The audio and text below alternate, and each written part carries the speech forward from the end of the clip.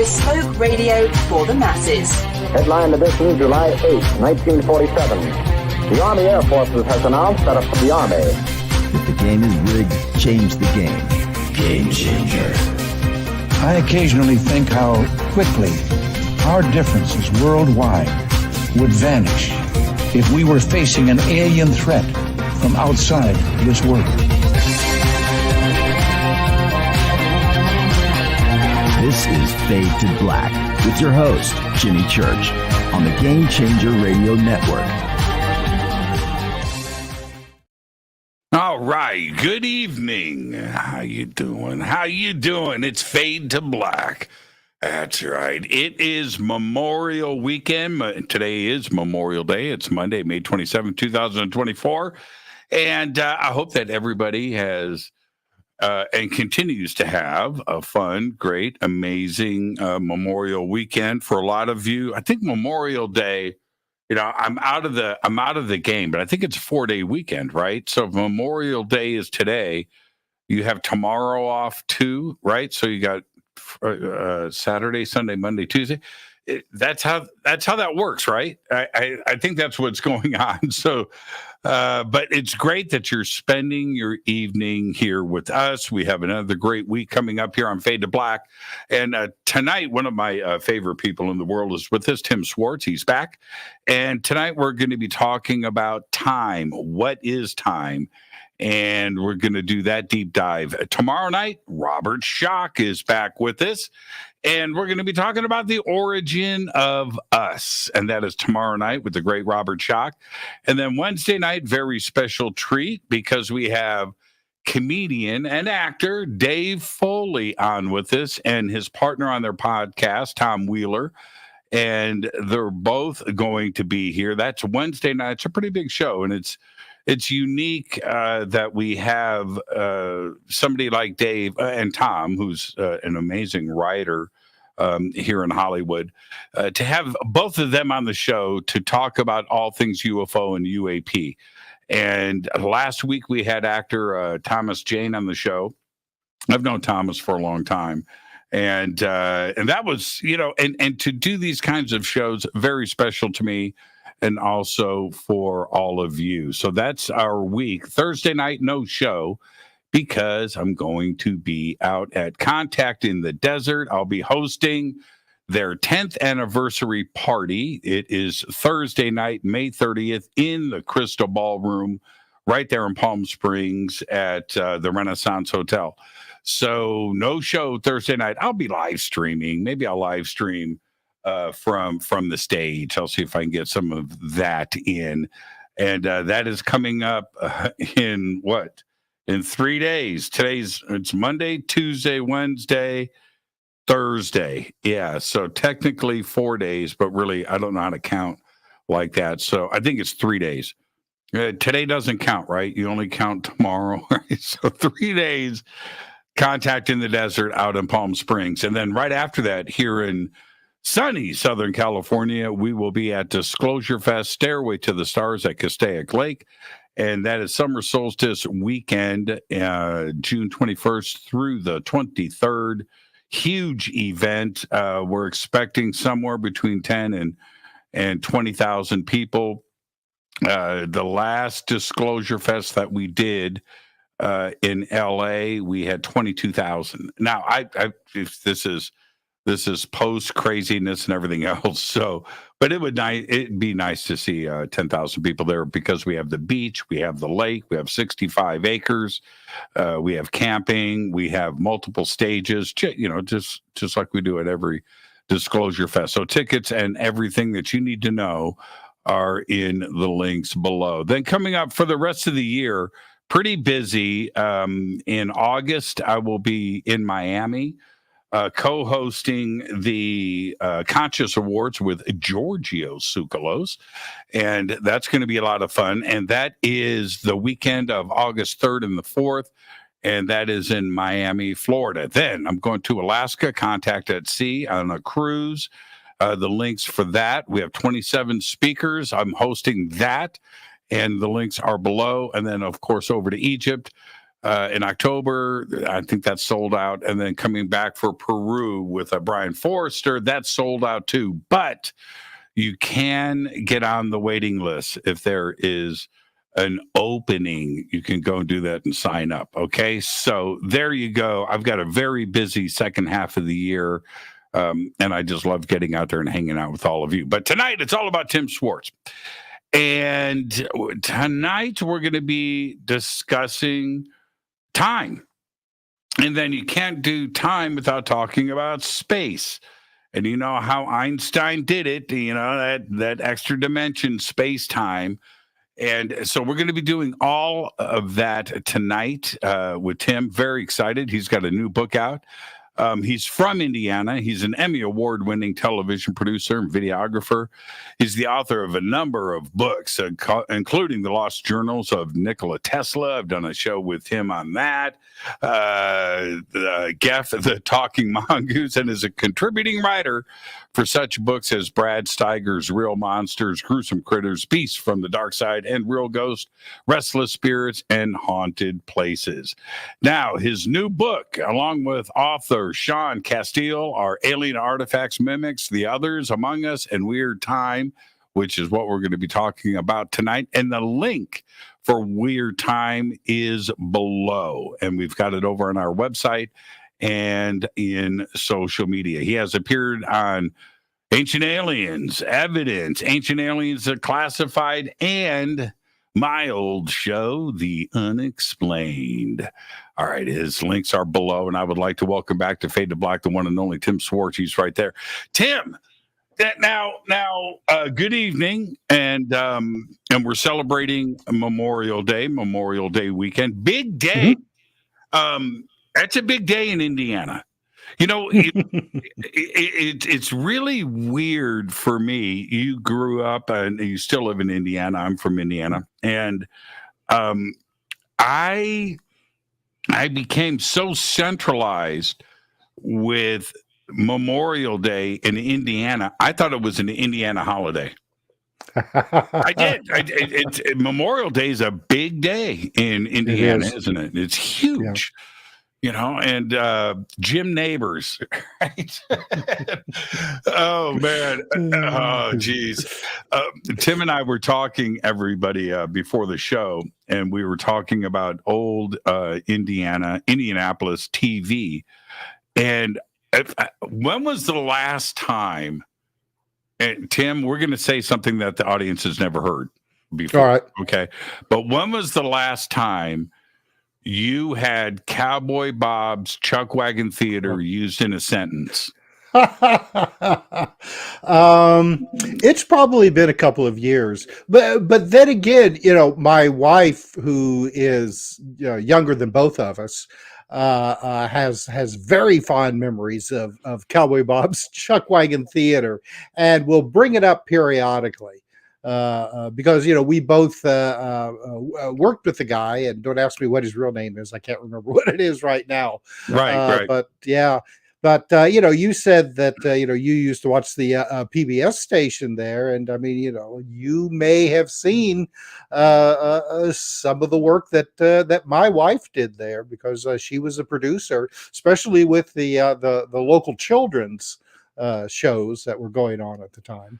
Yeah. I watched all that stuff growing up, and I can't believe all the way into, I don't know if it was my early teens. I gave it up at some point, but Cowboy Bob, I couldn't stop. I was fascinated. Okay, so it was a kid show. Everybody's wondering what we're talking about. And I am sure that it's such a part of Americana that every local TV station across the country had something like that on for the kids, right? And so in Indianapolis, it was Cowboy Bob's Chuck Wagon Theater, and he was a cook. He had the wagon, the Chuck Wagon in the background, and it was just one of those kid shows that was on. And man, It just, I can picture all of it. I almost, my memory of that is like in black and white. It's just like it was that long ago. But yeah, Memorial Weekend, because of the Indy 500 and what that means to not only Indianapolis but the state of Indiana and the sports world in general. It is. Mm-hmm. It is the race, the automobile race of the entire season for everything. And that includes Formula One and NASCAR. And so the Indy 500 is the king. And it's something that all of us in Indiana, we grow up with, but we don't necessarily understand the impact that it has globally. Right. Oh, absolutely. Absolutely. And, it's funny. I mean, I can watch the race now. But I had to work it for a number of years. And I tell you something, it's a completely different animal when you're having to work it rather than watching it either live or on television, because a lot of times it's hot or rainy or just generally miserable if you're having to lug a camera around or be at one location with a camera.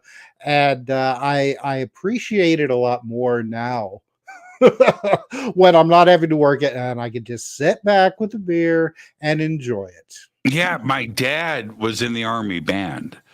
So at Fort Harrison there in Indianapolis. So the Army band opened the Indy 500 every year, and they would march around the track and play. And I'm in the stands watching my dad. That was pretty cool. That was cool. And I was there with my family. We never saw my dad. I mean, we saw him on the track, but he was working, right? So, like you said, I don't know. I don't think he saw any of those races. The band was done. They had to pack up and head back to the base. But it's just a big part of my childhood. And the other day, it's funny that we're talking about this now. I had a numerologist on the show, and Glynis McCants, and she's amazing. And I think Glynis. And so we were talking about our numbers, personally. And I said, my number, and I told her, I said, I picked the number because of AJ Foyt and the Indy 500. My number was 14. Okay. So AJ was my guy growing up in the 70s. He was my guy. Number 14. And so I made 14 my number. And then she turns around and breaks it down. And as it turns out, the number found me. You know what I mean? And I thought I've been carrying this around, my little secret, 'cause I got 14s everywhere. It's just everywhere. I just do it. I have 14s on guitars.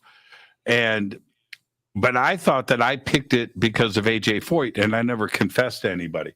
I ended up doing it on the air, and it turns out that the number 14 picked me, but it all goes back to Indy for me, and Memorial Day, and the importance of that, and how it sets the path of us as adults. It's a strange thing, isn't it? And I'll never cut loose of Indiana. I just can't do it.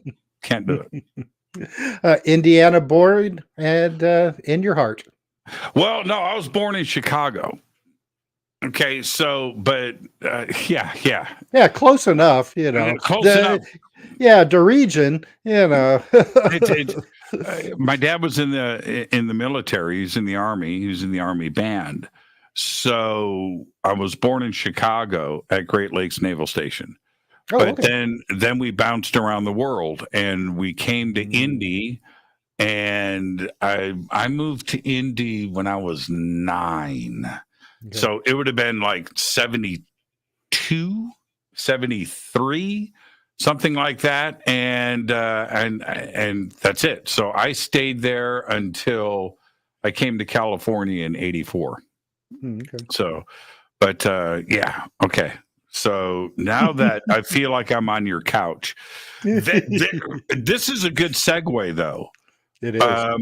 Because time is a strange thing.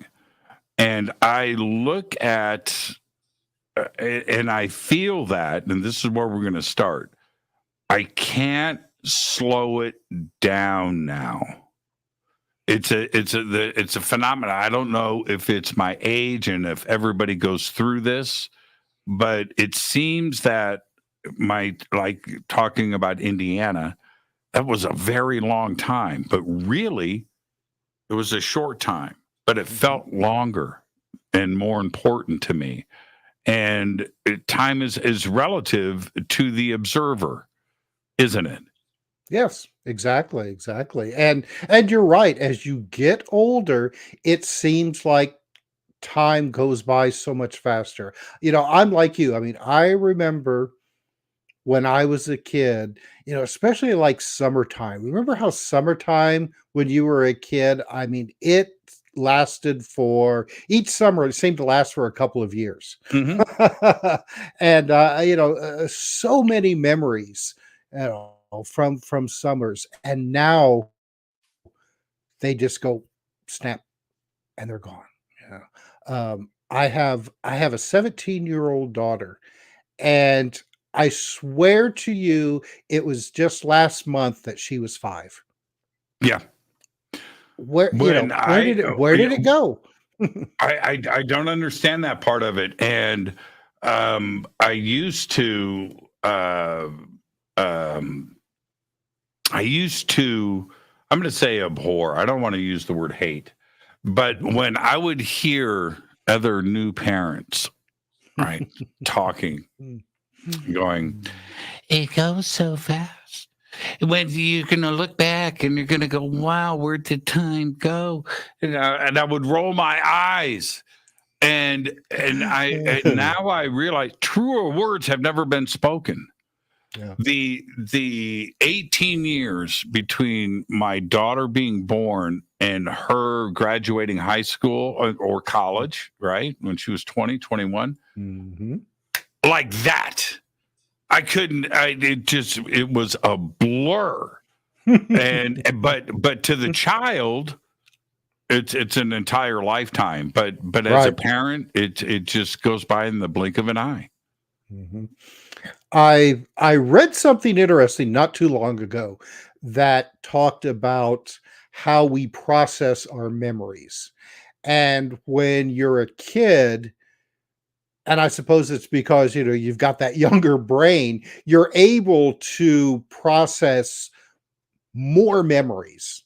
All right. And as you get older, you don't process as many memories.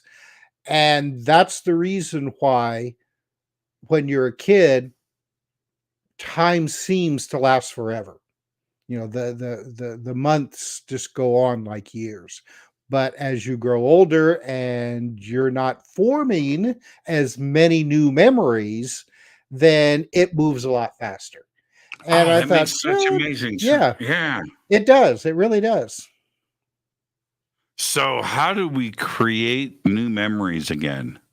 And will that adjust the telomeres, and then we can reverse aging, and what a great opportunity to ask the question that I ask nearly every guest the same question. Doesn't matter what their background is, because their answers are always different. What is time? What is time? Right? What and so for you, what is your definition? Well, that's a great question, isn't it? And I suppose that if I knew the answer, I wouldn't be on the Jimmy Church show. I'd be on national television talking about this.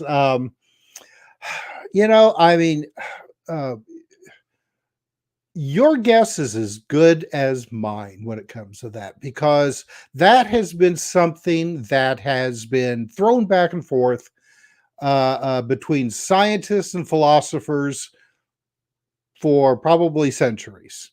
I mean, it wasn't that long ago that scientists, they wouldn't even want to try to approach the subject of time and what it actually is. And again, they would tell you, if you ask it, say, well, go, go ask the philosophers, because it's not a scientific question.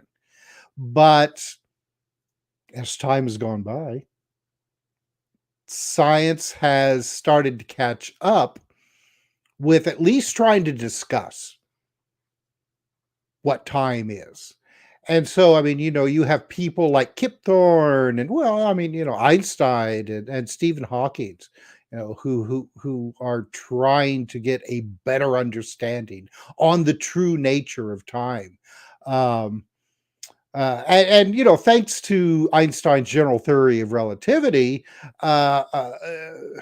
we're at least approaching the subject with serious discussion, rather than just trying to throw it out, kind of like a lot of scientists throw out the discussion of psychic phenomena or UFOs. But there's still so much about time that is unknown. I mean, is it something tangible, or is it a product of consciousness?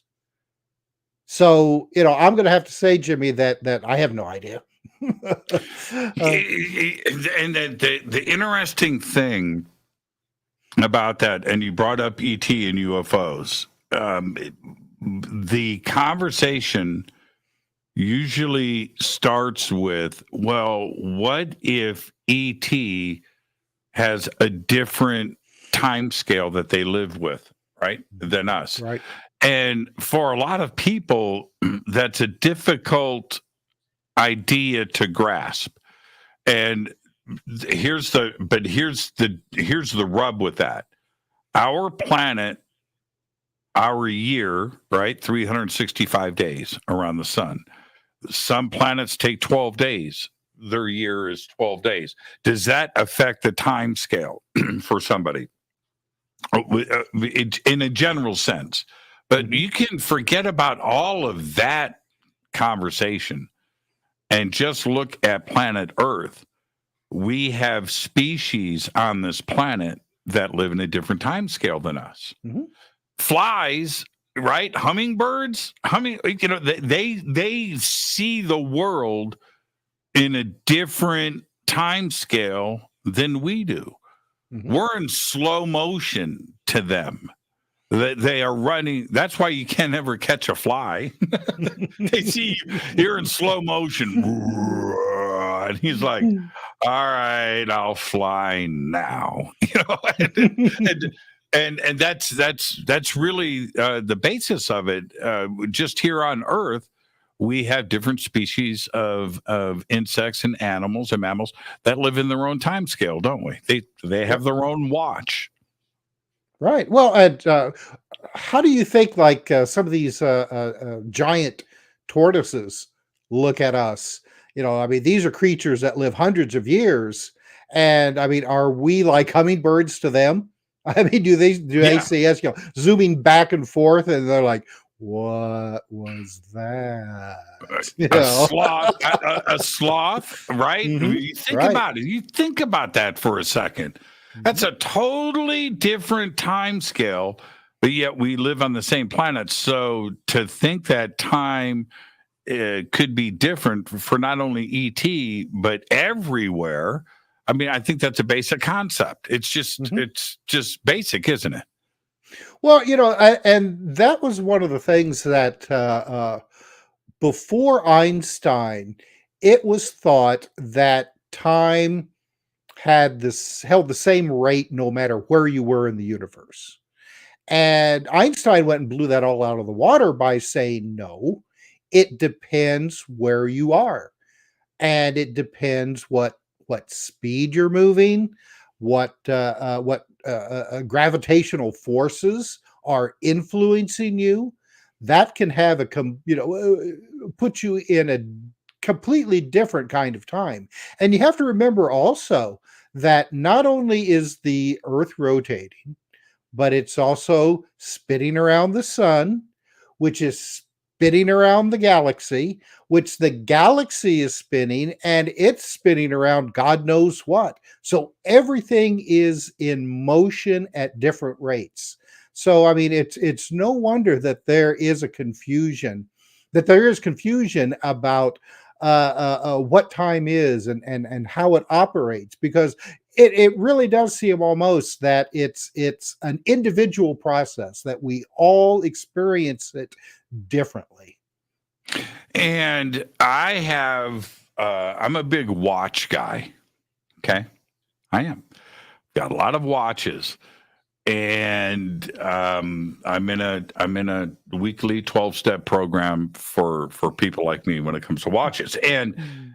But I think that I developed at a young age, just from advice and listening to people older than me and smarter than me, that life is short and don't waste a minute and don't waste a second. And we can go back and pick that statement apart. Maybe we should, but it showed me the value of time. So I just wanted to have a clock or a watch always in my view. I don't want to be right. I don't want to waste a second, but this isn't a new concept. Did the ancients and all of those civilizations, were they aware of time? Oh, sure. Well, I mean, and you described, say, like the physical process of conceiving time. We've got watches, we've got clocks that are constantly, ticking off the seconds, the minutes, the hours. Well, I mean, you go back before clocks were invented, you had the rising and setting of the sun. That was really the main thing, and you couldn't escape it unless you spent your entire life in a cave and never saw the light of day ever. But even then, you have your body's natural rhythms that are amazingly set to the rhythms of the planet. And again, we go back to this how the Earth rotates on its axis, how it goes around the sun. I mean, your body can still understand that. Now, some people some of these people who have gone and spent like months living in a cave in absolute darkness just to see what would happen, they soon start to lose that 24-hour clock, and instead adjust to something that seems to be a little bit more natural to them. Some of them have like a 30-hour day, 26. I mean, it stays within a general time period, but it's you get tired, you sleep. You wake up, you do your stuff, you get tired, you sleep again, and you start to really lose all concept of time, but your body is still working it. How do you? I'm not sure. Is it the circadian rhythm, so to speak? But it's also influenced by sunlight.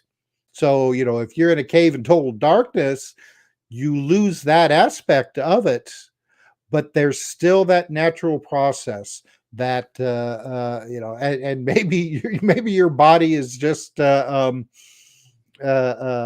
understanding, or not understanding, but perceiving somehow the death of your cells as you grow older. I don't know, but it does seem that we are caught in that arrow of time, and even if you take away all of the physical perceptions of time, there is still a natural working of it that that at least for now we can't escape. Now, what about astronauts? Are they forcing themselves to have these 8-hour cycles, right? 8 hours of sleep, 8 hours of work, 8 hours of real. I don't know what their schedule is up there, but if you take, because their sunrise is what, every 40 minutes, right? Something like that. Yeah. Right. So that's going to throw your rhythm off right there. So are they forcing themselves into a preconceived right, or an artificial schedule? Oh yeah, it's definitely very artificial because they're constantly busy. I mean, I think that a lot of times they have like 8 to 10 hour schedules between awake and sleep, with not a lot of free time. So yeah, I mean, it turns out to be a very artificial type of process. But again, we get back to this, that they are orbiting the planet, and I can't even begin to tell you how fast they're orbiting, but they're orbiting at a speed that's different than when they are on the planet. So that definitely, according to Einstein's general theory of relativity, that has a difference on how they are experiencing time. I think at those speeds, I mean, it may be like, 0.0000001% of a second, they are younger than if they had spent the same time on Earth. Yeah, it's like, I think it's a quarter second per year. Something like that, yeah. Yeah, something like that. And but it's measurable. That's the thing. I mean, it's right. And Einstein didn't have that part of it wrong. We haven't. We've tested the basic the foundations of the theory. And so we've done it with airplanes, an atomic clock on the plane. Everything is synchronized. We've done it with satellites, and certainly with the International Space Station. And we can measure the difference that those clocks, atomic clocks, operate at a different time scale. That's just like, what? That doesn't make. And so. If that's the case, well, then ghosts are real, right? If something like that is so crazy that a clock is going to operate at a different speed, it's going to slow down the faster it moves. Right. Right. That's right. That's crazy. And remember, Einstein did it up here. He didn't have a way to test it. He wrote the numbers down, the numbers checked out, but that's the other crazy part about it, is that he thought about it, and later we were able to test these theories. Mm-hmm. Well, and that's the conundrum that everybody is still trying to work through, is that we have this basic understanding on how time flows, but we still don't know what it is that is flowing. Is it really flowing? Once again, is that just a human construct? A lot of the popular theories now say that we live in a 4-dimensional world, 3 dimensions physical, and then the 4th dimension being time, which they call it temporal. And a good way to try to describe it is to imagine time as being like a location almost. And that if you were to, and again, this is just trying to put the concept of the 4th dimension in 3 dimensions, because it's something that our minds really can't conceive. So, we have to kind of, tear it down a little bit. But if you were to take a map and spread it out on the floor in front of you and say that this was time, the past is in this section of the map, the present is present is in this section of the map and the future is in that section. And that if you had the ability, all you would have to do is just like, well, the past is over here, get in your car, drive over to that location and you would be in the past. Same way with the future. You'll get in your car, drive over to the past. Well, of course, we live in a three-dimensional world, and that would be impossible for us. Or would it?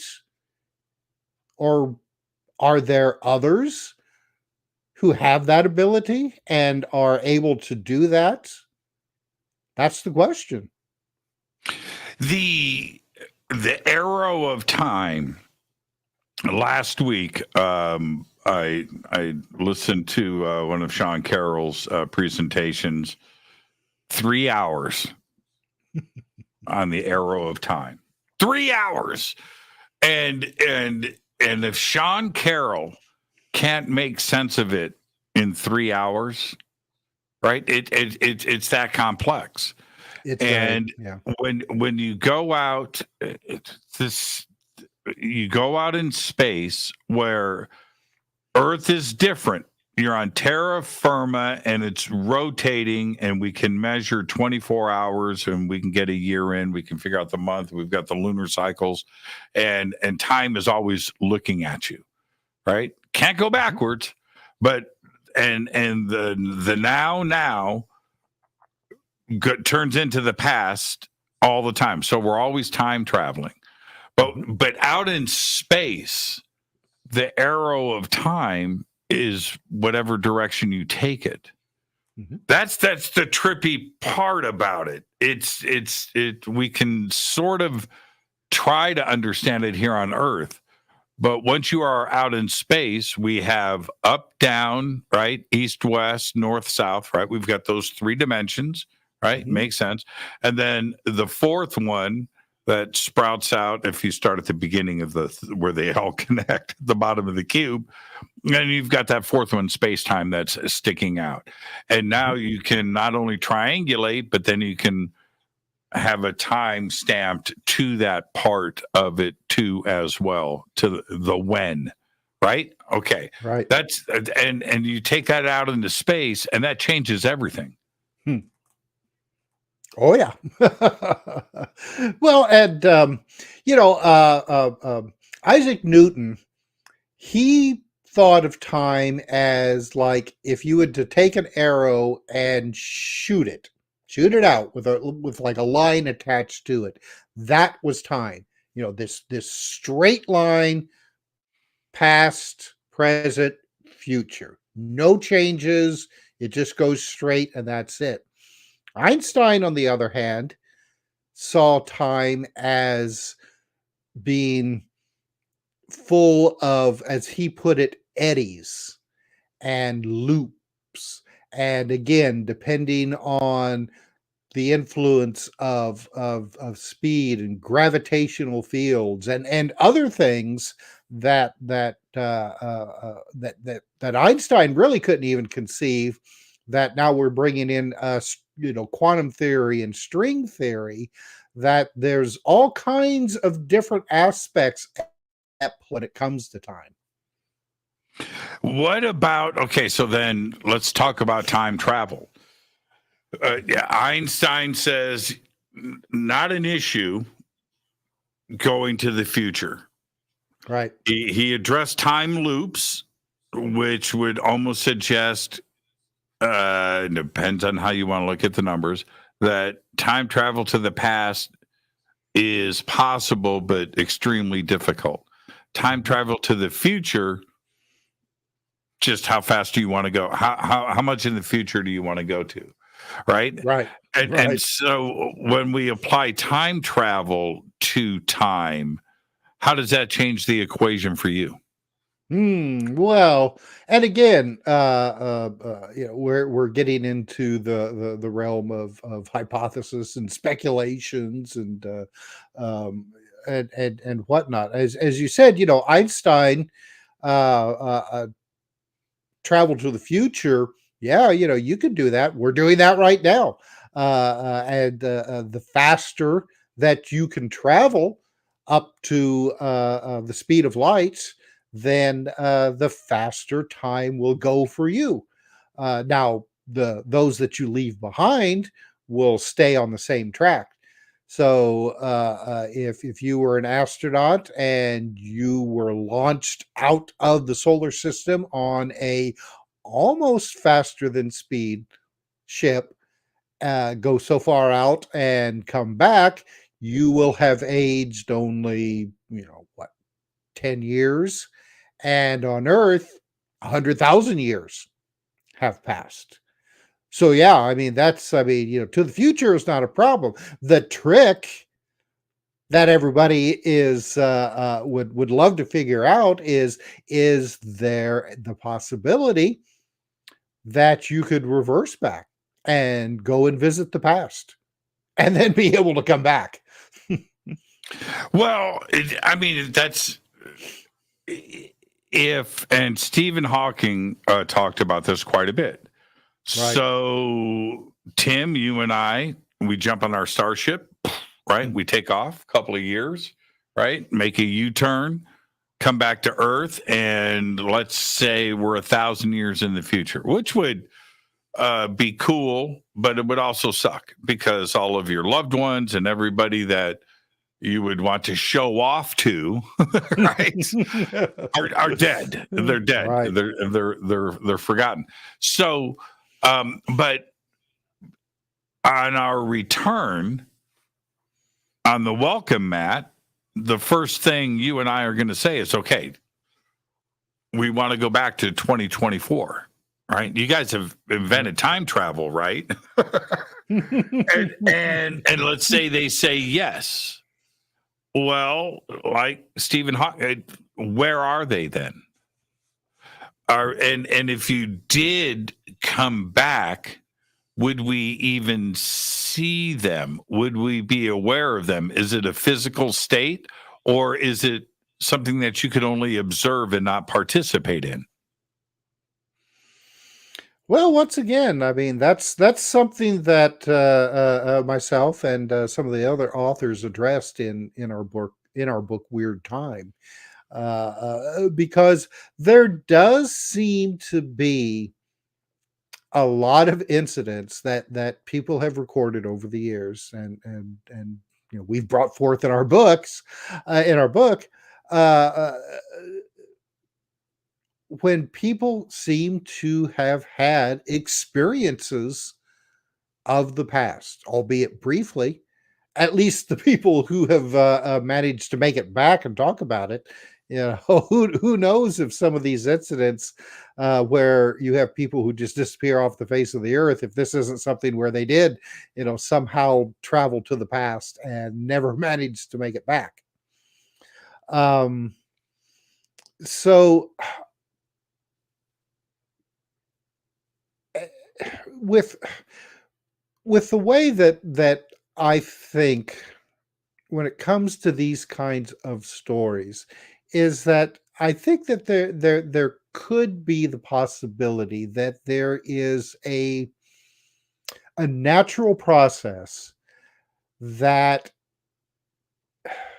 and who knows what causes it? These loops and eddies in time that maybe Einstein was talking about. Maybe something completely different, where time, as we understand it, is maybe a lot more porous and not quite as rigid as we think it is, as our current understanding in mathematics think it is. That and it could be that consciousness has something to do with being able to influence these kinds of incidents. And if you're in the right place at the right time, maybe even in the right frame of mind, you may actually be able to experience a past or future event. There's been a lot of people over a lot of years who have said that they've had these kinds of experiences. And unless they're all crazy or they're all hoaxers, which I doubt it, there is definitely something going on. There is when we talk about paradoxes, and we'll get to that, there's those conundrums that we have to deal with. Impossible to answer, fun to speculate about. And if we go back in time to, say, the 1930s, and you look at some of the tabloids and the conversations that readers and editors were having about paradoxes and time travel, were just as relevant today as they were when they were written about back in the 30s. It's fascinating how people consider these different scenarios, and they got them all right. I mean, these are very complex questions. But then if we look at it, and I've done this, I brought up time travel one time with Richard Dolan. Might have been on the show. It might have been a private conversation, which doesn't matter. But he said, this is the problem, man, that I have with time travel. He goes, if you go back in time, then you're reversing time for the universe. And so mechanically, everything is reversing. It can't be just you that goes back in time. You are rolling back the calendars for everything else, and the amount of energy and everything else that would, to me, it makes it sound impossible. Now, that's a very pragmatic, black and white, honest way to look at it. You cannot argue with that. So, but then there's the romantic side of it, right? H.G. Wells and the time machine, and just jumping in and going back and saving somebody's life or a loved one, or fixing that relationship that you screwed up 100 times and you want to go back but there's that part of it too as well, that there's another way of looking at it than rolling back. You're not necessarily rolling back the calendar for the universe. You are just going back in time and observing it, right? Two different things, two different concepts. Well, and that's where the idea that has recently come up with the whole block time concept, and that again, we kind of go back to the idea of time. Look at time as like a location.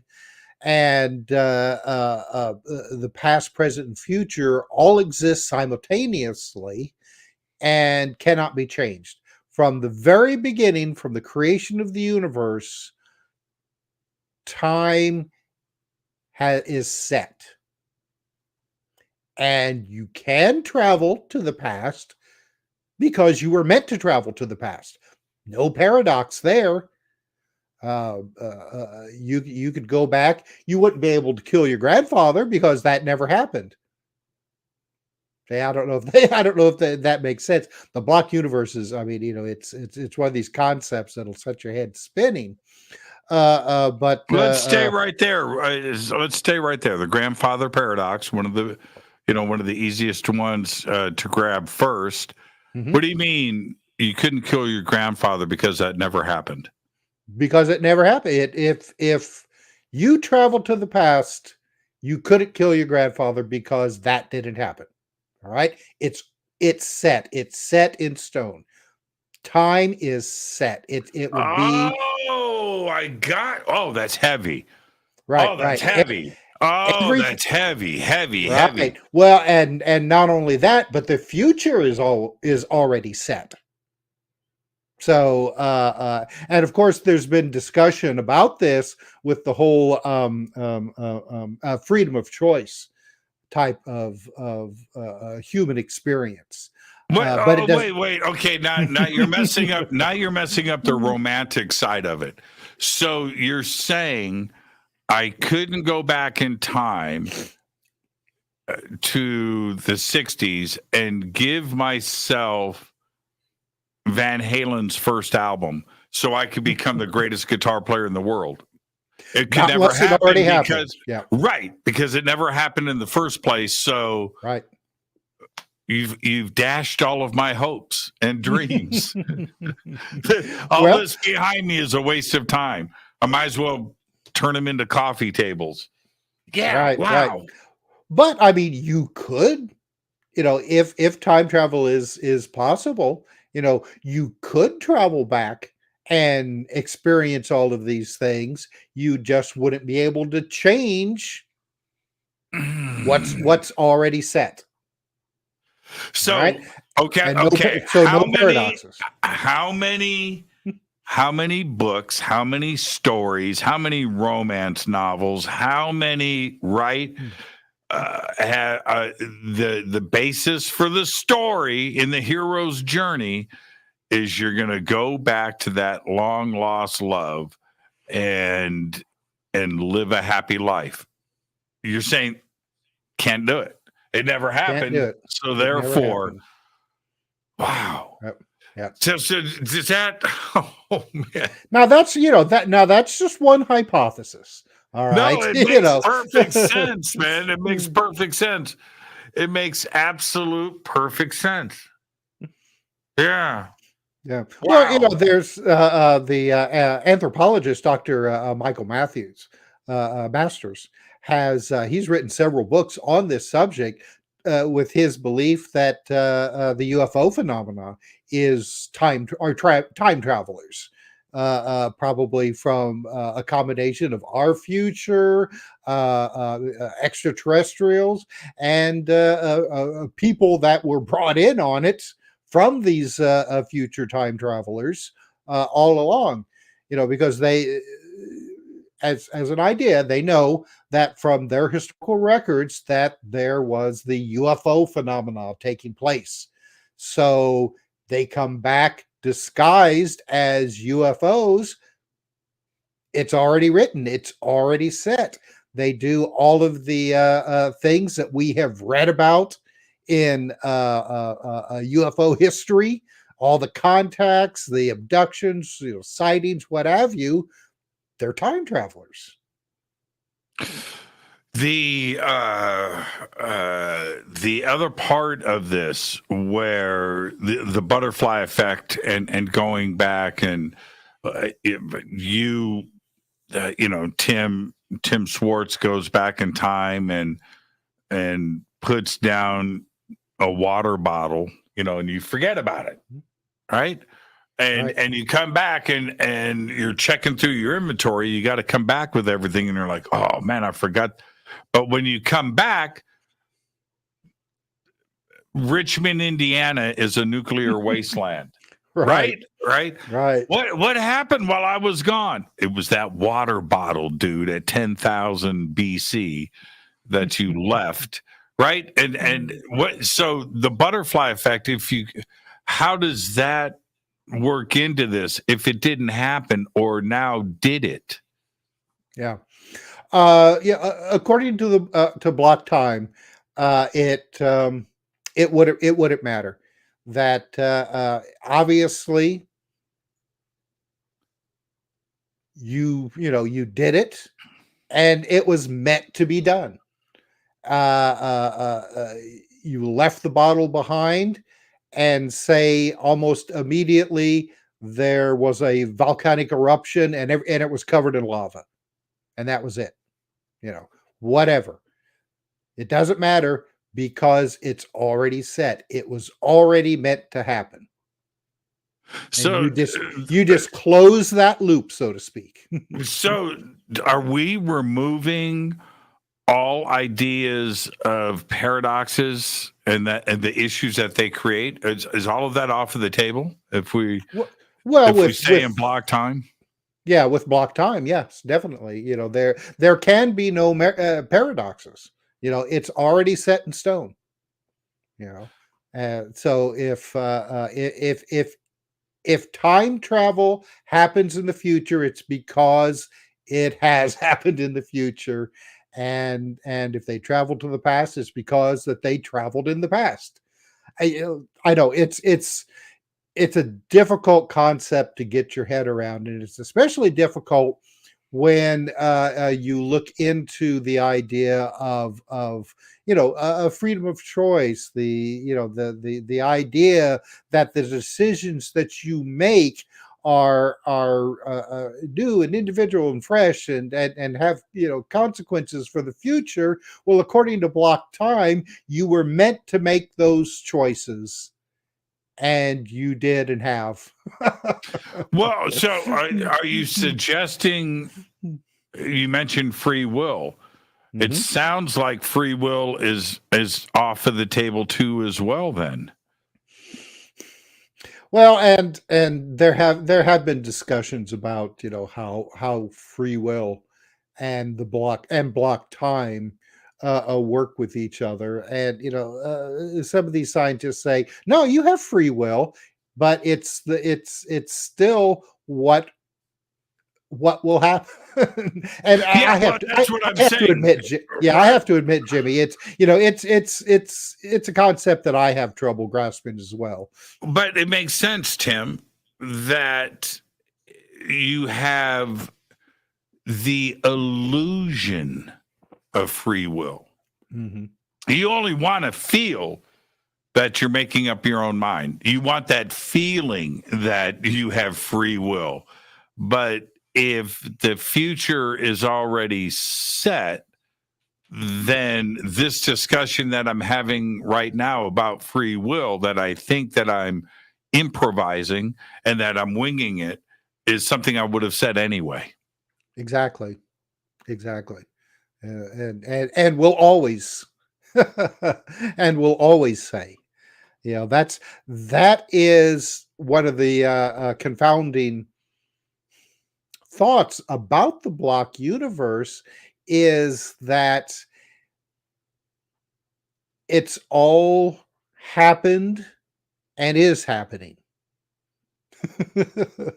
Well, and when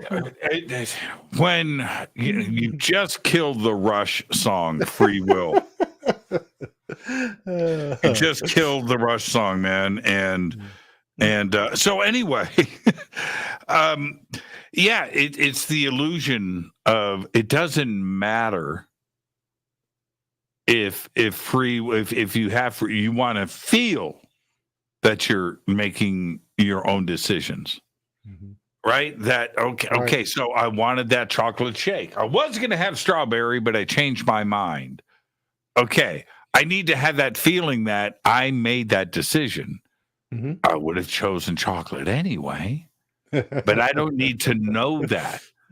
And so I've been watching, before we get to the break, and we'll pick this up when we come back, because time slips comes into this. I have been watching The X-Files. Okay, so I went back to season 1 and I started, I'm at the end of season 5. It's a commitment to it. 24 episodes per season or whatever it is. So anyway, I'm at the end of season 5. And what a great, you forget how amazing that series was. Seriously, we can talk about it, and people talk about it, and because they think it's the right thing to do. No, go back and actually watch it. And it's pretty amazing. But one of the recurring themes over the seasons is missing time. And in the case of X-Files, it's 9 seconds. Or 9 minutes, I'm sorry. 9 minutes. 9 minutes. And so they're always going back, and the watches, and what time did this, that, when did the watch stop? Scully looked, okay, it's 9 minutes. Okay, so that part of it is pretty fascinating. And time slips, and the way that Einstein has talked about it, it seems that it's not outside the laws of physics. Right, that we're not breaking any laws here, or quantifiable theories, I should say, too, as well. That time slips are indeed possible, and we have them all the time. Oh yeah, absolutely. When the first book that I ever wrote about time travel, and I can't even remember the name of it now, is like time travel, how to do it, or something along those lines. The publisher came up with the title. One of the first things that I ran across was the time slip phenomena, and so I included a few stories, and this is quite a while back. And then I started getting all kinds of letters and emails from people who are like, "Oh my God, I had the same kind of experience." And it's just, it's amazing how many people. And after I started writing about this stuff, I remembered an experience that I had, when I was younger, that could have been a time slip or a What happened? haunting. What happened? Well, okay, this was a situation where I was 16, and back in the day when you got your driver's license when you're 16, there wasn't any like waiting period or conditional 6 months where you could only have an adult in the car with you or things like that. No, at 16, you got your driver's license. You could get and go and drive across the country, with 16 of your friends jammed into the car with you. But my friend and I decided that we wanted to take a little bit of a road trip. And so we borrowed my dad's old station wagon, and we went, we were going to check out the location of, and I don't know if you ever heard of this, the Blackford County Drive-In. Which at that time they were showing adult movies. All right, we had no, it was daytime. We had no intention of going. We just heard the radio advertisements for it, so we were going to go and check where this location was. So and this would have been between the towns of Alexander and Marion, Indiana. And so on our way back, I got a flat tire and pulled off on the side of the road. And the shoulder was very loose gravel, and the jack was not able to get a good grip without constantly toppling over. Now, we had stopped in front of this farmhouse. It had like a long sidewalk to the house, and we were pretty close to the mailbox. Well, this older gentleman came out, and he brought with him like a thick piece of plywood that we were able to like shove underneath the jack, and it gave us like a foundation, and we could complete the change in the tire. And perfectly normal situation. Thank the guy. We went on our way. Well, my mom, being the typical Midwestern housewife, insisted that she make this guy, and I can't remember now, it was either a pie or a cake, something like that, and take it back to them as a thank you for helping out her baby. And I could not find that house. I knew exactly where we had stopped, very familiar with that, this length of highway, traveled it quite a bit. Could not find this house.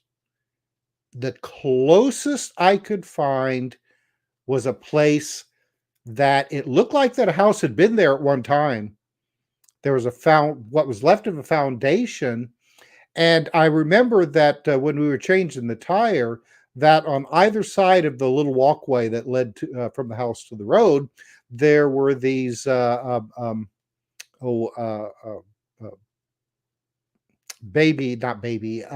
teacup rose bushes, which are kind of big and bushy, and they produce like little tiny roses. And this location that I did find eventually had these big bushes. They were wildly overgrown, and it looked like the right location, but there was no house. So to this day, I have no idea. Okay, so our moderator, Bill, just said to me, sounds like you're missing building on the highway. Okay, so this is what's crazy. Yeah. I had the same experience in Indiana. Oh my God. I've told the story way too many times on the air. But listening to you right now, I know the audience is going, I've heard this before. Where have I heard this before? Because The similarities are too crazy. So I'm going to give you the abridged version of this. So I'm 18. I'm not 16. I'm 18. I'm working at, and you'll remember, I'm working at Bell Laboratories, Western Electric on Shadeland Avenue in Indianapolis, which was, one of the biggest employers in the entire city. And I was working there at Bell Laboratories, second floor of Western Electric. All right. And so on the weekends, I had this Toyota Corolla station wagon. And on Sundays, I lived by myself.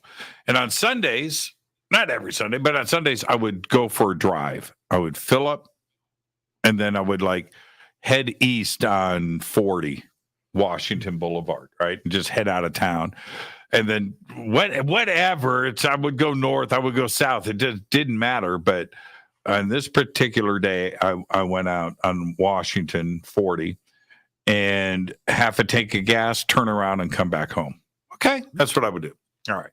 So I do that. Now I'm coming back into the Cumberland area, east side of Indianapolis, where I grew up, Warren Central High School.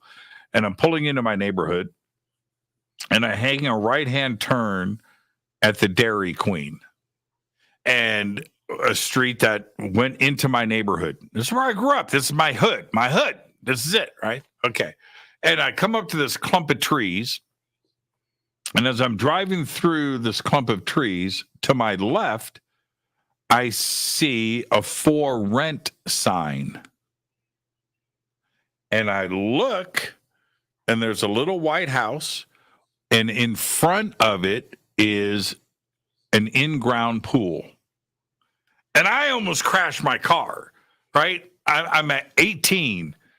House for rent, in-ground pool, summertime, it's on, right? Okay, so I make a U-turn, and I come back, and I go up. I look in the window.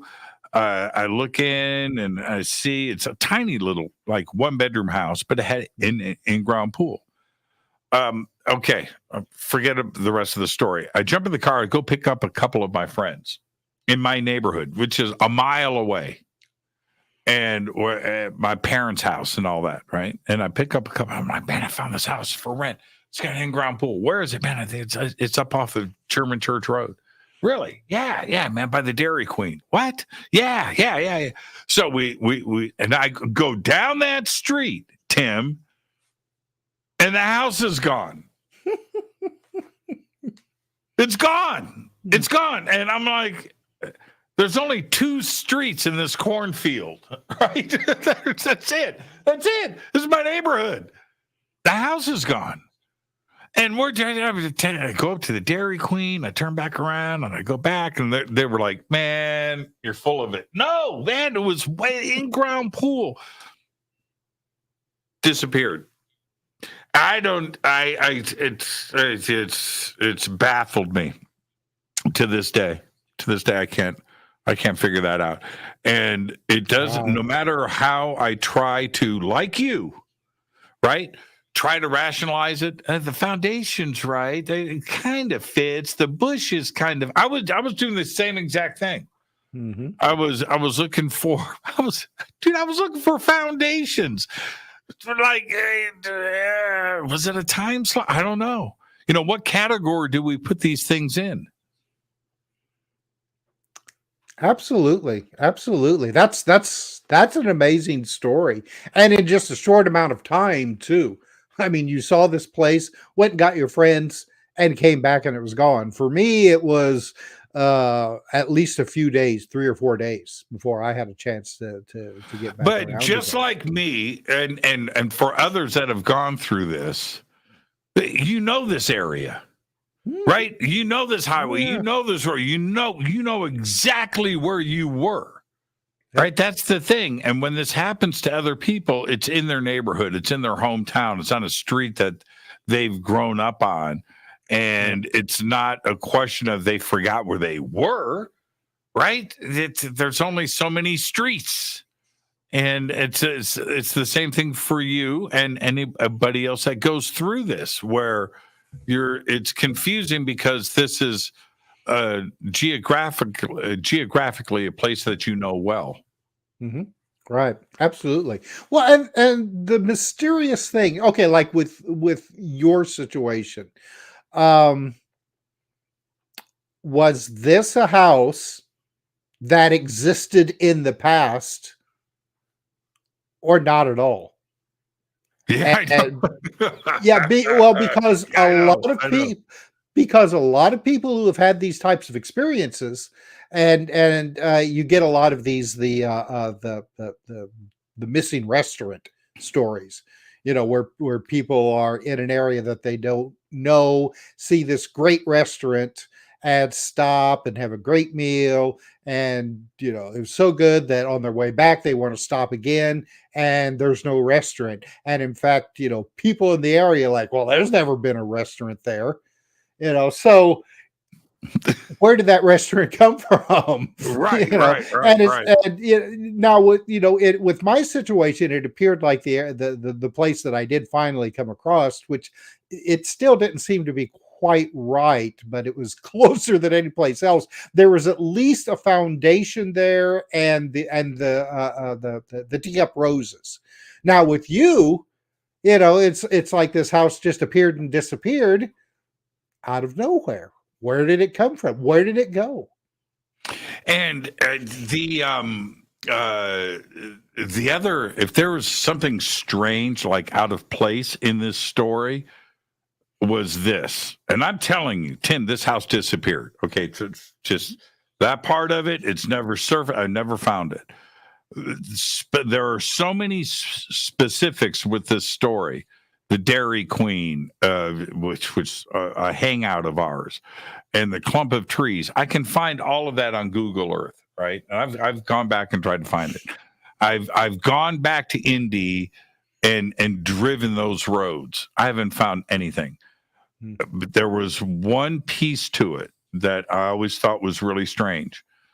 And there was like a fence in the front. I think it was like a white picket fence or a white fence, right? So I go through and I walk past the pool. And as I'm doing that, I'm walking up to the house. I look to the left. There's a chain link fence, in the yard. It's in these trees. And I see over here some things you just can't make up. I look and I see like a family plot on the other side of the fence, like 8 gravestones. Huh. Right? Okay. I see it in the tree. And I look and I went, oh, that's kind of creepy. In-ground pool, family plot. I don't give a shit. This house is too cool. And that's in my head. It was like this weird thought. I was like, man, it's kind of weird. Okay, great. Okay, body's right there, but the house is too cool. So, and I went up and down that street. I couldn't find anything. No graves. I was looking, Tim, listen to me. I was looking for the disappeared house next to I was looking for family plots in the trees. Just like, I need to find this connection. I never even found that anywhere. Yeah. I don't know, man. I don't know. And how many of us have these stories like you, where you're writing this book and you go back and you unpack something and you go, wow, that was a weird thing. And how many of us have those experiences that we've just put on the shelf and forgot about? Mm-hmm. Well, and it makes me wonder with some of these kind of a very weird type of time slip events, if we're using the word time slip correctly. Mm-hmm. Because it's from examining a lot of these stories that I get now, some of them are fairly basic. There's one story, in the book called what did the dog see? And this happened to a woman up in Michigan, and she was out for a walk, and all of a sudden, her surroundings changed around her just, very quickly. and she found herself like on a brick sidewalk and next to a house where she saw like a couple sitting on the porch, snuggling and smooching. And all of a sudden, a dog came running up to the fence. She was standing next to the fence, and she actually had her hand on a brick column. She said she could, she could feel the brick column, underneath her hand. And this dog came running up, barking at her. And the guy on the porch, yelled at the dog, and it was obvious that they could not see her, but the dog could. All right. Now, and then very quickly, the scene shifted and she was back in her regular time. Now that is kind of like the standard time slip where it does appear that she witnessed a past event. But then you have the two couples from England back in the 1980s who were taking the road trip in France, and happened to come across this very old-looking hotel. They were actually directed there. They had stopped at a modern hotel, and somebody in the lobby, who they said was dressed kind of oddly, said that there was no rooms, but if they went down this certain road, that they could find another place to stay. And well, when they did that, they found this place that appeared to be extremely old-fashioned, no electricity. The rooms didn't even have windows. They just had wooden shutters that you closed. The beds were basics with kind of like hard pillows, but still comfortable. And then the next morning, they had a great breakfast. A couple of gendarmes came in that were dressed really old-fashioned looking, and this woman came in dressed in it appeared to be like an early 1900s long evening type of gown, carrying like a small dog. Nobody gave these people a second glance. They paid the innkeeper using modern money. Nobody batted an eye. Yet when they came back later, again, in a situation where like, oh, that was a nice place, we're going to go stay again. They were only charged like 5 francs, I think, for the night. Something that, would normally, I think they were saying it would be like 150 francs to do that. They came back, couldn't find it. And as far as anybody knew, there had never been a hotel at that location. There had been a police station there back in the early 1900s, with possibly there had been like a bar sitting next to it, but nobody could remember if it actually was a hotel. So the thing is, if this was a time slip and they actually interacted with people in the past, why didn't these people be all shocked and confused when these two couples rolled up in a modern car, paid with money that was obvious that they would never even have recognized, and but no, I mean they treated these people like just regular tourists coming through. They even took photographs of themselves in the rooms of each other, but the photographs weren't there. It wasn't a situation where the photographs were blank. They just weren't there. The let's take our break. We're 20 minutes late. I'm too wrapped up into this. Our guest tonight, Tim Swartz. We're talking about what is time.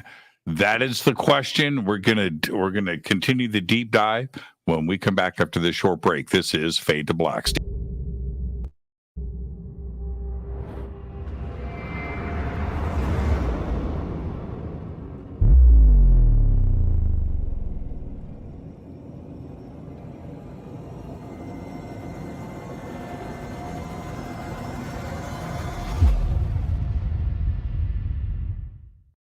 Subscribe to our YouTube channel to get your alerts and access to over 2,000 videos. Click that subscribe button right now.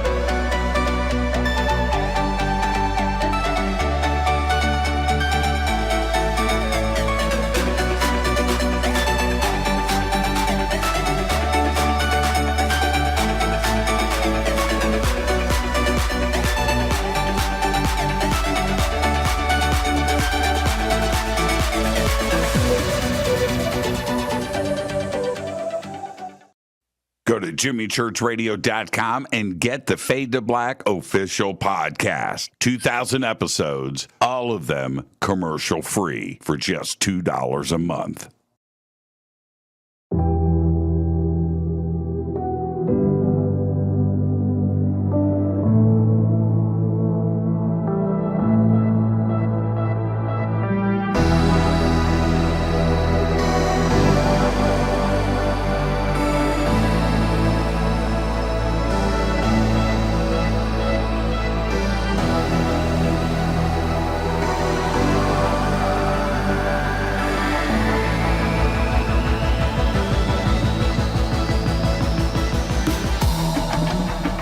This is Jimmy Church. Please visit and explore Egypt this October 3rd through the 14th, 2024 with Billy, Elizabeth, myself, and very special guest and the #1 podcaster in the world, Sean Kelly.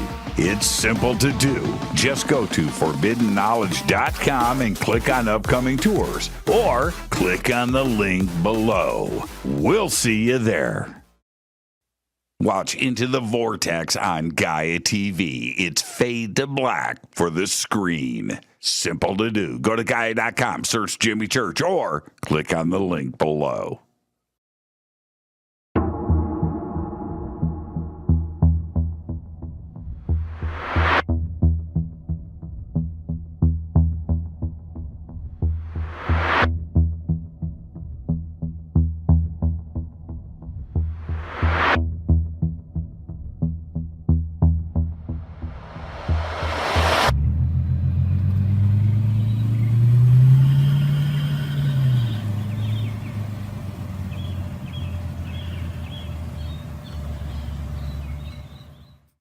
Follow Fade to Black on Twitter at JChurchRadio. Get all of the show updates every single day.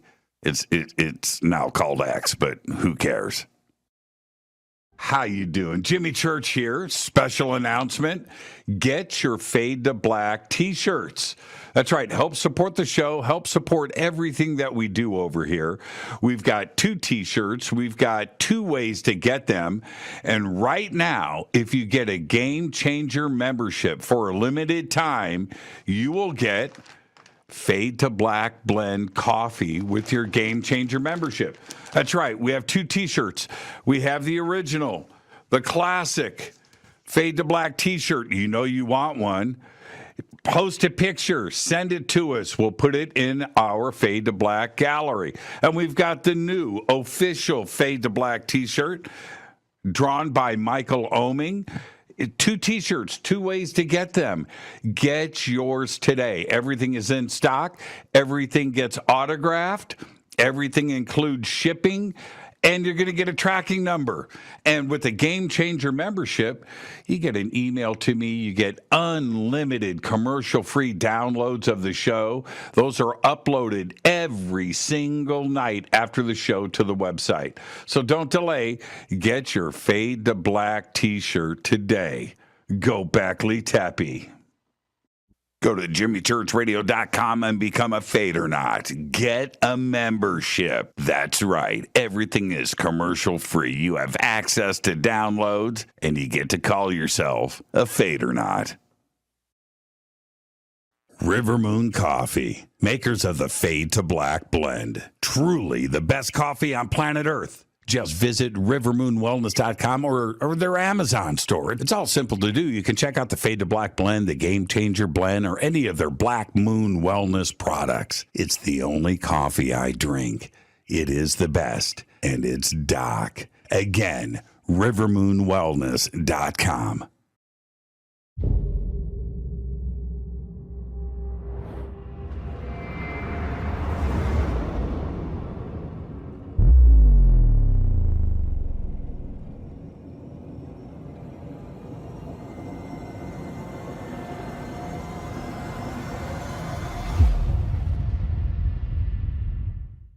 All right, welcome back, Fade to Black. I am your host, Jimmy Church. Tonight, Tim Swartz is with us. We're talking about time. What is it? Now, Tim, I would say the most valuable commodity, the most valuable thing on this planet is time. It's the most valuable thing. You get to the end of the road, right? And you're sitting on billions of dollars. You can't buy time, right? You can't buy another second of it. That is one of the craziest parts about all of this. It is the most valuable thing out there, and we waste it. We waste it. We waste it constantly. We don't understand how valuable time is, do we? No, we don't. We really don't. We don't value our time, and we don't value the time that we spend with our loved ones. I think. I mean, that's, you see so many people who are caught up in the material, the like you said, the making that millions and billions of dollars. But when it's all said and done, you can't spend that to bring back that love and the affection that you may have missed. And so, I mean, not only is time valuable, but the time that we spend with those that we love and those who love us is equally, if not more valuable. Sorry. Yeah. that pregnant pause there. Yeah. It's such a fascinating part about all of this, because we have our memories, and if you had enormous wealth and you had stuff available to you, could you go and create or purchase or rent the chronovisor, for example, to go back and relive and see your memories and the things from the past? And when you go down this time rabbit hole, the chronovisor story bubbles to the surface. And what's your take on that? What is the chronovisor and its legacy something that existed or exists? Oh yeah, this is a fascinating story, Jimmy, and it doesn't really get talked about a lot, which amazes me. And I think one of the reasons is that because it involves time and the possibility that you could use technology to view the past. And this took place back predominantly in the 1960s. With this, it was a Benedictine monk by the name of Father Anetti, Pellegrino Anetti. He was Italian, and now this was a guy who was extremely brilliant.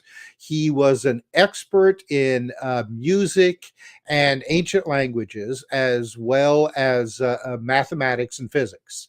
And it started when he and another priest in Italy were using a laboratory to analyze recordings of Gregorian chants. Now, these were modern recordings of Gregorian chants, and they were looking for similarities with how these chants were originally written, how they were being sung today by using an oscilloscope, which was a fairly new invention, at that time. They had access to use it.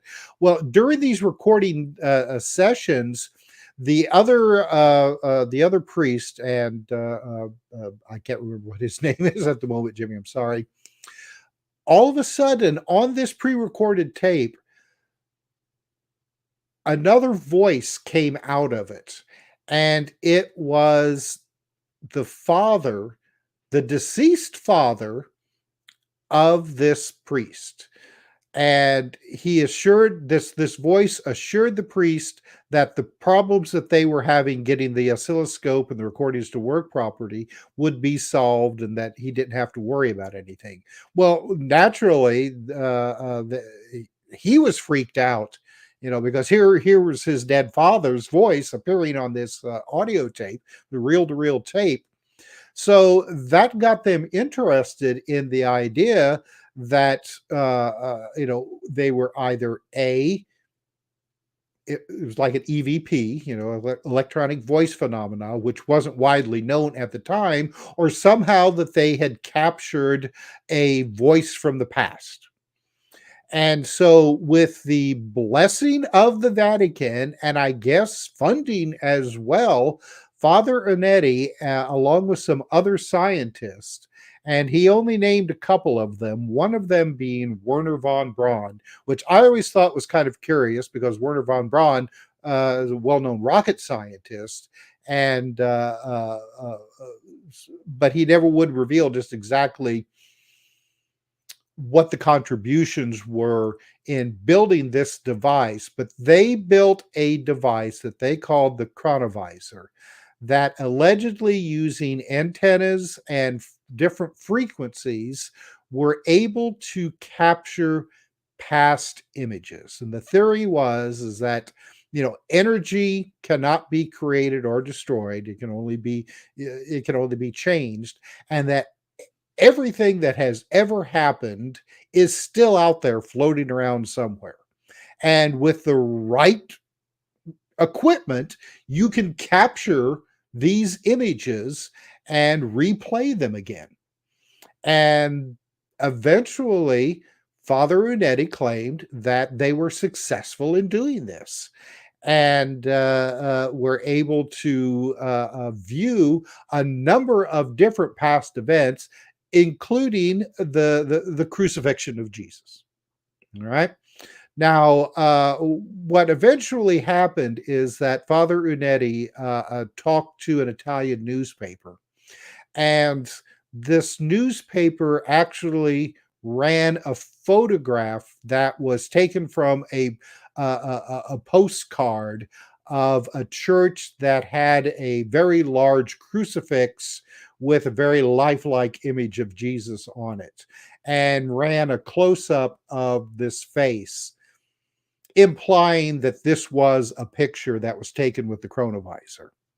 So immediately, this was, it was discovered that this was not an actual picture from the coronavirus, and the whole incident was declared a hoax. And Father Unetti, he came right out and said, no, I did not supply a photograph for this newspaper. This was just something that they ran, but it didn't matter.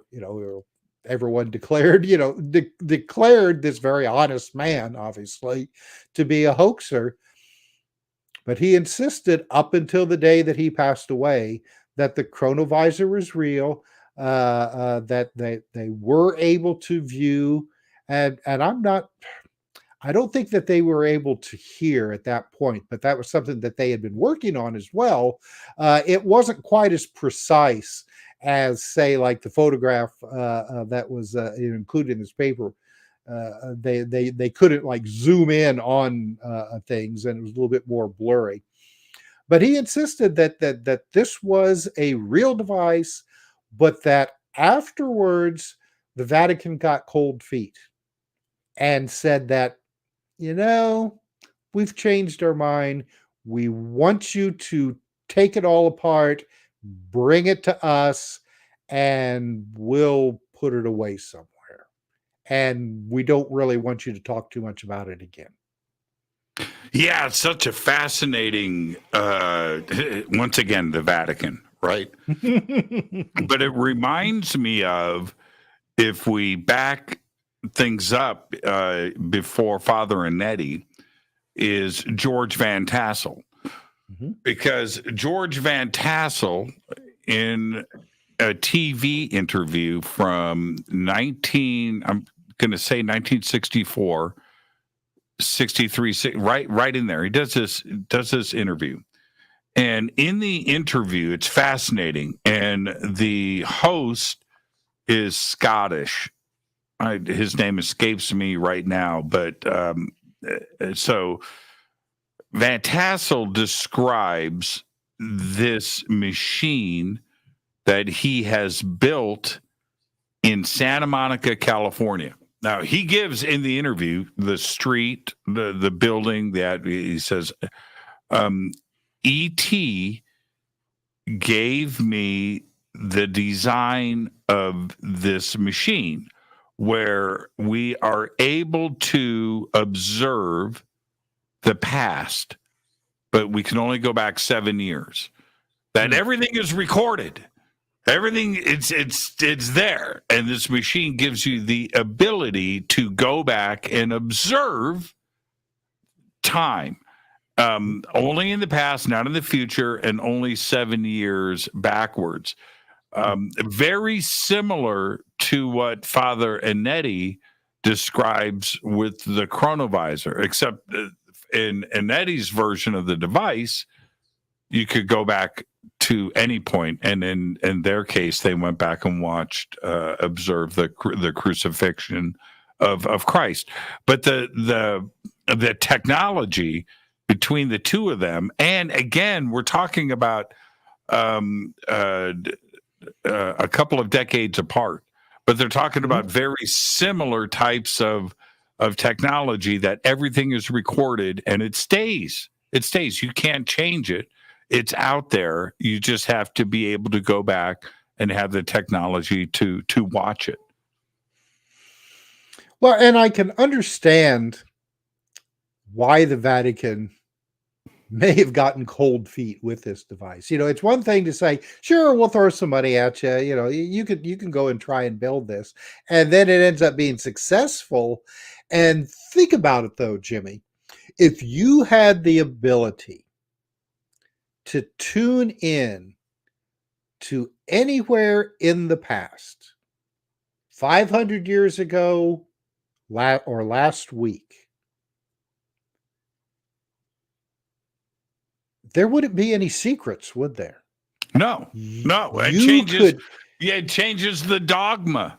Right. It changes the dogma. Yeah. It changes the BS. Right. Exactly. Let's not forget. That's one of the best observations we can make with all of this, where an institution like the Vatican, for instance, but it could be politics, it could be banking, it could be sports, it doesn't matter, right? But you're fed this dogma.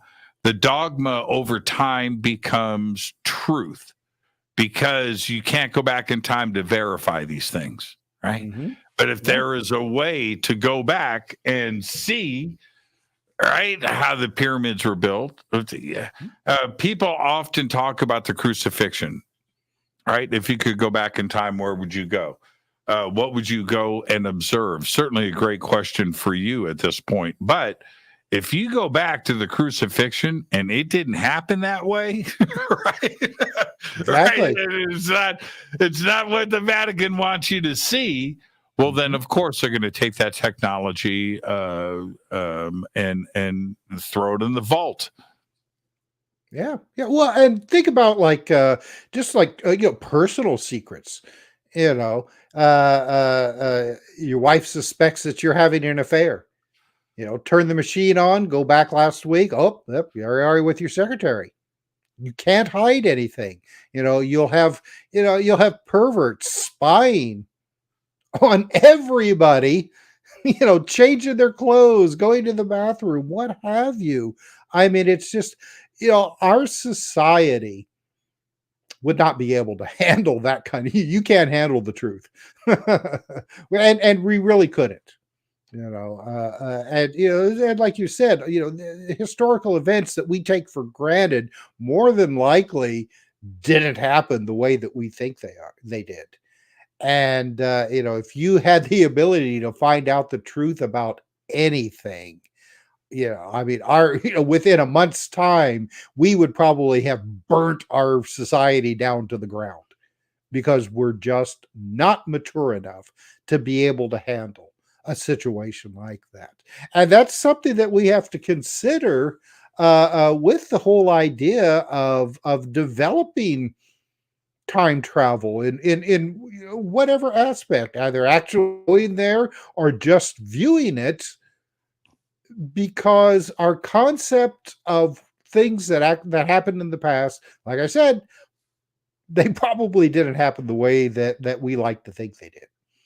But isn't physics talking about this subject is which used to be science fiction? Now they're turning it into science fact.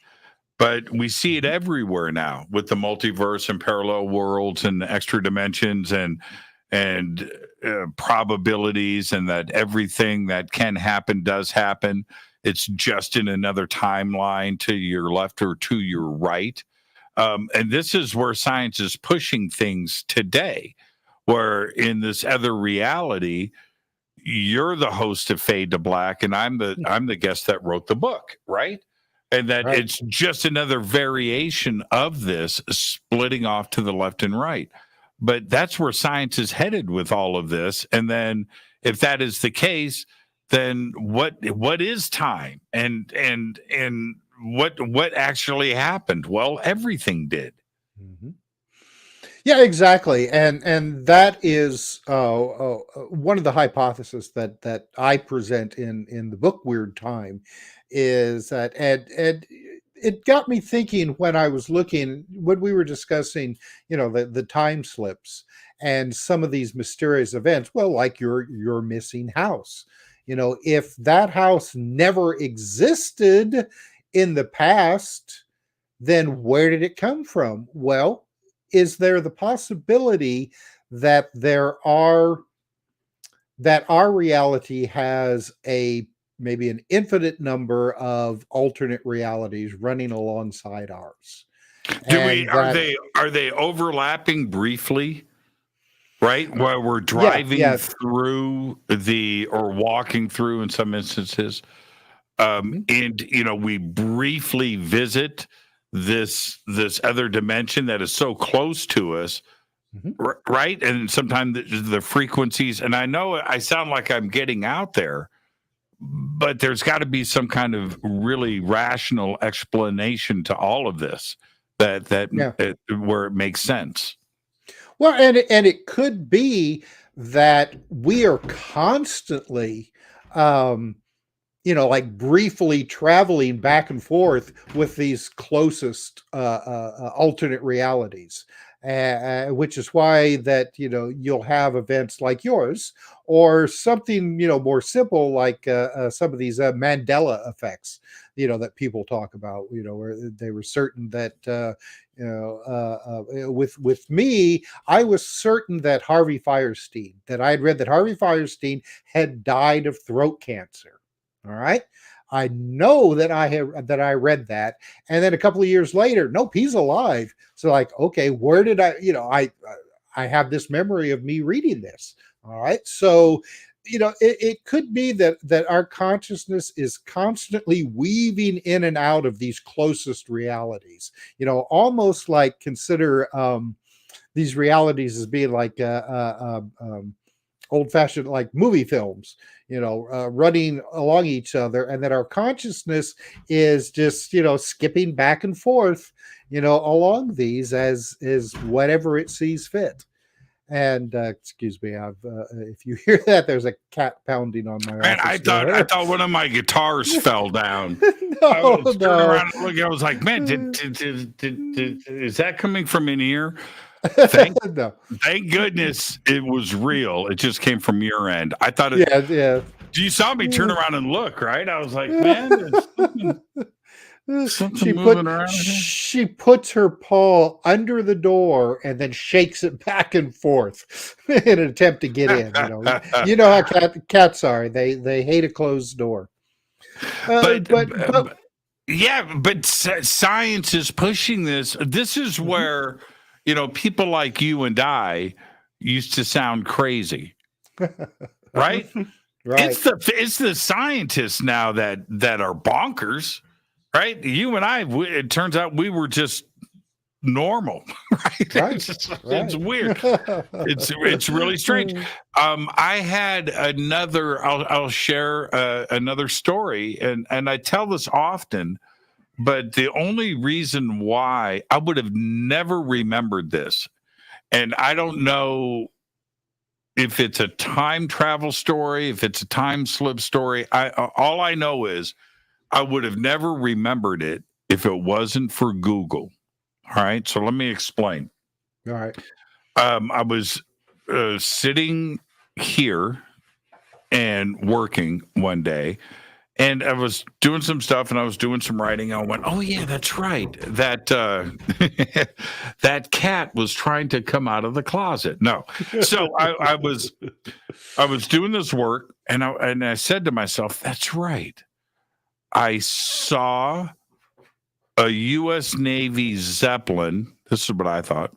Fly over Chicago in 1972.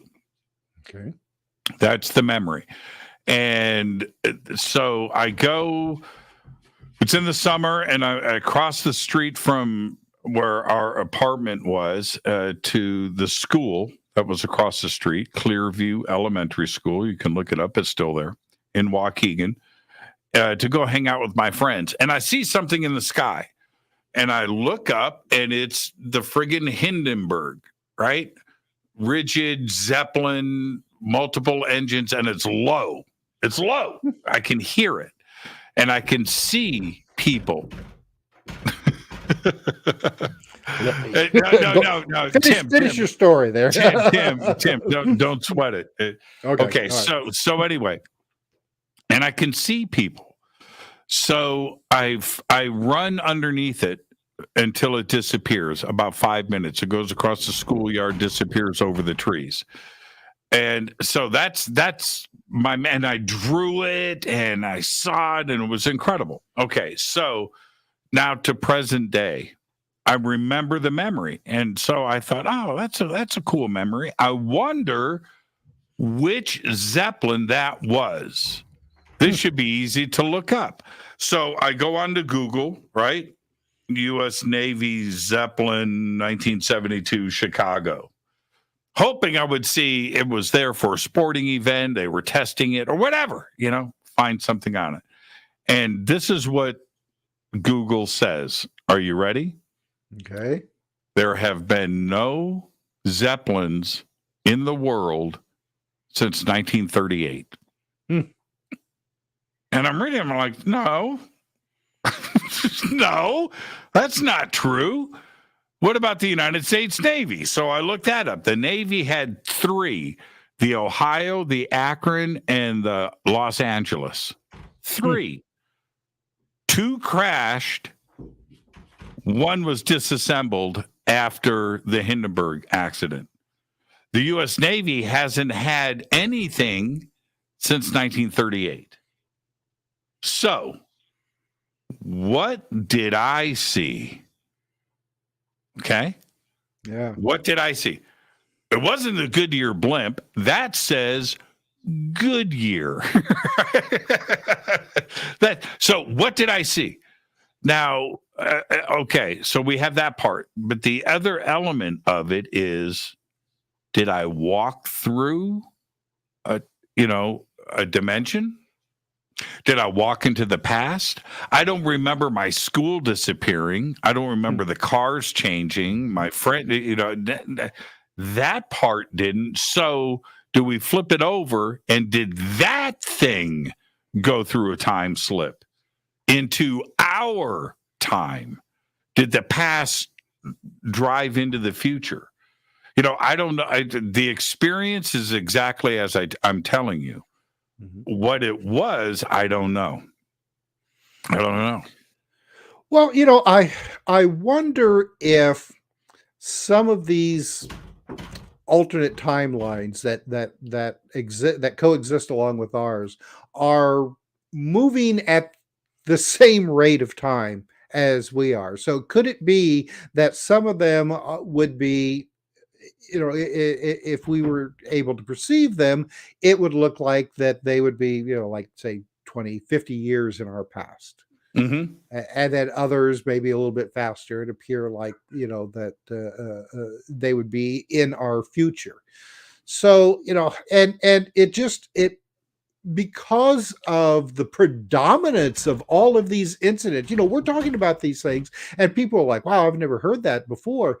But these type of things happen all the time to people. Most people just don't talk about it because it's just too weird. So it makes me think that our reality may be a lot more porous, or easily manipulated by whatever forces are out there, and that these things happen all the time. Most people just don't notice it because they happen. They're brief, and a lot of people will just tend to, as well as I do, that that some people, if they have a bizarre experience that they can't explain, they'll forget about it. They don't even want to get, they don't even want to think about it. I mean, I've known people who, like a group of people had a UFO experience. Some of them were excited about it. Others were scared to death and refused to talk about it for the rest of their lives. So, and I think that a lot of these types of experiences happen for for whatever reason, but I think that a lot of them aren't what we would call time travel, where you're actually experiencing the past or future, but instead one of these alternate realities. And again, more than likely, our understanding of time space, alternate realities, and how this universe works is still, wholly lacking. And we're just getting like this the smallest look at the reality of how things work, and we're trying to interpret them as best as we can. But face it, we're kind of like Copernicus.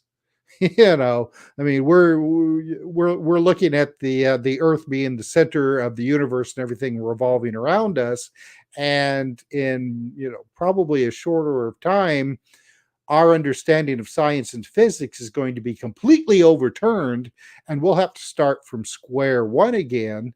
And these types of unusual experiences may be one of the catalysts that sets us off into that direction. It makes you wonder how many of us drive through these vortexes every single day. Mm-hmm. Right? Just momentarily, just cruise right through it. We have the experience and we see things a little bit differently, and then it's forgotten because you've still got the rent to pay. Right? Mm-hmm. You still got to go to work. You still got to do your thing. You got to pick up your kids from school. The next thing you know, that event, like I say Hindenburg, like my experience, that just, and I would have never remembered any of that or put it all together if I just hadn't a thought one day. I wonder what that was over Chicago. That should be easy to find. If I hadn't have done that, I would have never put it all together. And let me tell you, the hair stood up. I mean, I really had to sit back and ponder that one, because it was a very, very heavy reveal to me. That the what I found out that there were no Zeppelins, no rigid airships in the world since 1938. That reality doesn't change my experience, right? The facts, it doesn't change it. It doesn't change it. It forces me to go, well, things aren't what they seem. Mm-hmm. Now, what was it? And it kind of goes back to Eddie in a weird way, and George Van Tassel. That everything is recorded and everything just stays there. Maybe I just captured that too as well. I don't know. Right. Well, and it's not to say that I don't think that there are actual, loops in time. Because I've run across the number of ghostly experiences that, rather than being a haunting, appears to be a time slip that is viewed from both sides. All right. Well, okay, but what about your house? What about your house and the jack? Yeah. Right? Because now that's a real-time interaction with you. Mm-hmm. But the house was never there. So is that a spirit that was helping you? Was that a time slip? Did you a piece of plywood underneath a car jack would have been thought about in 1930 as well as 1970, right? Right. So what? That's just, but when that happens to you, do you dismiss it as psychosis, or is this an application of what science is trying to get to us? Right. Well, I often wondered, was there some old farmer who, back in the day, went inside his house and said, I saw the weirdest car I know on the road. Yes. And help these kids who were driving it. Yes. Yeah. And the wife goes, Frank, you got to quit drinking.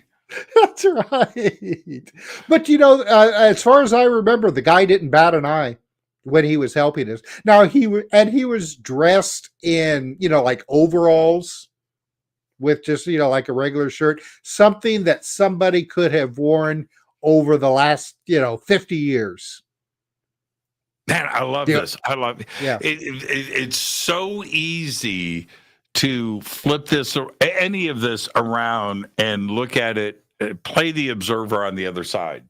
Because if you and I jump in a flying saucer, right, a spaceship, when we go to another planet and land in somebody's backyard and there's a kid out there playing, right, he's going to run in the house and go, Mom, I just saw aliens, right? Right? Because we are the aliens. And I think that we have to flip all of this around. When people talk about a ghost, are we the ghost in their world? Right. We have to always flip this around, where we think that these time travelers or these spirits or these poltergeists are happening in our world. Maybe this phenomena is flipping them out in their world, where we are the ghost, we are the time travelers. Yeah, that's something that the late Paul Eno talked about.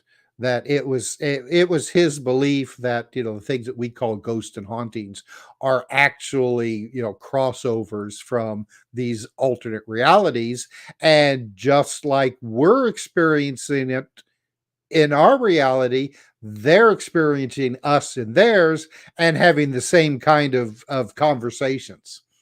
It goes right back to Einstein and relativity, right? It's the observer.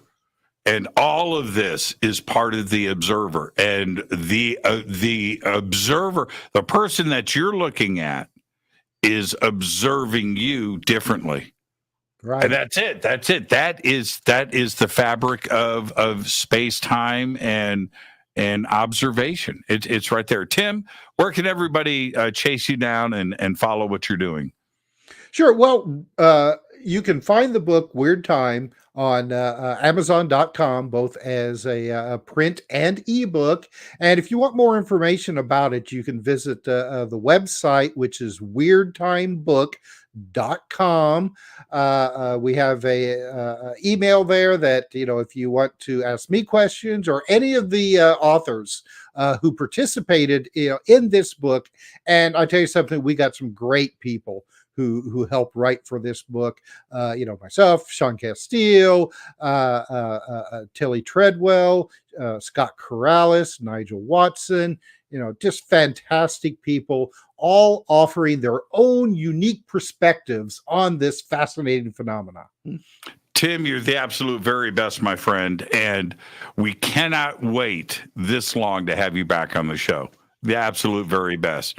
All right, now go and enjoy the rest of your Memorial weekend. Thank you so much, and let your cat out, okay? Thanks, Jimmy. I appreciate it, and I will. As soon as we're done, she will be free to roam once again. She's probably already gone. She gave up on you. I'll talk to you, Tim. Thank you so much. Thanks, Jimmy. Good night.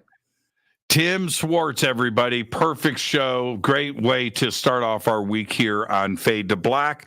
And the links for Weird Time are below over on our website and throughout social media. I want to remind everybody, tomorrow night on the show, Robert Schock is here. We're going to be talking about the history of us. All that and much more tomorrow night with Robert Schock. Fade to Black is produced by Hilton J. Palm, Renee Newman, and Michelle Freed. Thank you, Bill. Thank you, John Inside. Thank you, Jessica. Thank you, Dex. Thank you, Dennis. Thank you, Kevin. Webmaster is Drew the Geek. Music, Doug Aldrich. Intro, Spaceboy, spaceboymusic.com. Fade to Black is produced by KJCR for the Game Changer Network, and this broadcast is owned and copyrighted 2024 by Fade to Black and the Game Changer Network, Inc.